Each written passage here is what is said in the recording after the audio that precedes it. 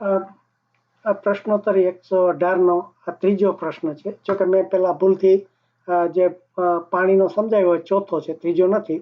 આ ત્રીજો છે વિઘટન પ્રક્રિયા વિશેનો પ્રશ્ન છે। વિઘટન પ્રક્રિયા એટલે શું? તો આમાં બે જાતની પ્રક્રિયા થાય કે એક કાં બે તત્વો ભેગા થાય એને સંયોજનની પ્રક્રિયા કહેવાય।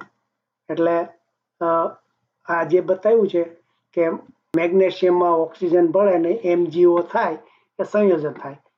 એવી રીતે વિઘટન એટલે છૂટું પડે। આ વિઘટન એટલે છૂટું પડવું, એટલે આ છૂટું પડવાની ક્રિયા થાય એને વિઘટન કહેવાય। આપણે વિઘટન એટલે છૂટું, એટલે વિઘટન પ્રક્રિયામાં એક સંયોજનના વિઘટનથી બે કે વધુ સંયોજનો બને। સંયોજન એટલે આપણે જે રાસાયણિક ક્રિયા થઈને કઈ બધી વસ્તુ બને, આપણે આગળ શીખી ગયા હતા કે તત્વ, મિશ્રણ અને સંયોજન ત્રણ ભાગ। એટલે એકને એક ખાલી મેગ્નેશિયમ કે હાઇડ્રોજન કે હોય તો ખાલી તત્વ કહેવાય, એ બીજાની સાથે ભળી જાય તો એ સંયોજન થઈ જાય। અને ખાલી જો ધારો કે રેતીને આપણે મીઠું લ્યો તો એ આમ ભેગા થાય પણ એકબીજા સાથે ભળી ના જાય તો એ મિશ્રણ કહેવાય। એટલે આ સંયોજનમાં એકબીજા સાથે જોડાઈ જાય એને, એટલે અને જો ઘણી વખત છૂટા પડી જાય, બે વસ્તુ છૂટી પડી જાય તો એ વિઘટન કહેવાય। તો વિઘટન છૂટા પડવા માટે શું કહે છે, ઘણી વખત તમારે એમ કે આ કરવા માટે ગરમી, વિદ્યુત પ્રવાહ અથવા યોગ્ય તરંગલંબાઇની ઉર્જાનો ઉપયોગ કરવામાં આવે છે।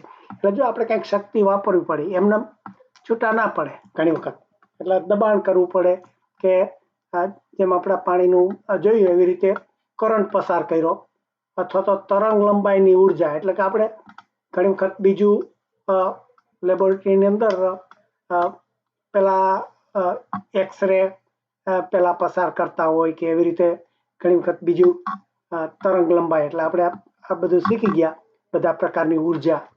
એટલે શક્તિ, ઉર્જા એટલે એક જાતની શક્તિ, એટલે કંઈક શક્તિ લગાડ પડે। એટલે કેટલી જાતની? તો કે ગરમી આપે, આપણે એકદમ ચૂનો બનાવીએ ત્યારે પહેલાની ચૂનાની ભઠ્ઠીમાં ગરમી કરે એટલે એમાંથી ચૂનો બને છે ને, એનો દાખલો પછી આવશે। પછી આ વિદ્યુત પ્રવાહથી અથવા તો આપણે જે કરંટ પસાર કર્યો, હમણાં પાણીનું દેખાડ્યું કે એસિડ નાખી પાણીમાં ને કરંટ પસાર કરો તો બે હાઇડ્રોજન ઓક્સિજન બે છૂટા પડે, અથવા તો બીજું કંઈ કરીને કરો। એટલે આ રીતે આ જે છૂટા પાડવાની ક્રિયા છે એને વિઘટનની ક્રિયા કહેવાય। એટલે હવે બીજા દાખલા આપશે। આપણે જે પાણીનો આપ્યો હમણાં કે પાણીમાં એક જ હતું H2O હતું, એના H અને O છૂટા પડ્યા તો એ વિઘટન થયું કહેવાય।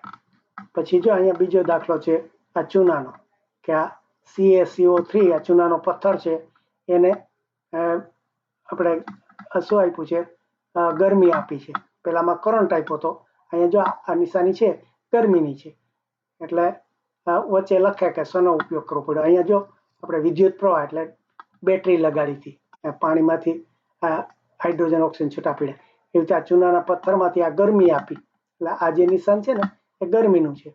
તો આ કળી ચૂનો છૂટો પડ્યો અને કાર્બન ડાયોક્સાઇડનો આ વાયુ છૂટો પડ્યો, ને આ પછી આપણે પેલામાં વપરાય મકાનના કલર પેલા વ્હાઇટ કરવામાં, વ્હાઇટ વોશ કરવામાં।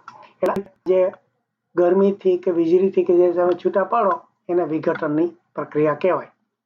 એટલે બે એકમાંથી બે છૂટા પડ્યા, એકમાંથી આ બીજા સંયોજન, આમ તો સંયોજન જ છે। જો આ કેલ્શિયમ CO2 છે, આ CaCO થઈ ગયું, CaCO3 હતું એમાં CaO એકલું થઈ ગયું ને CO2 બીજું થઈ ગયું, એટલે આ રીતે આપણે એને છૂટા। અને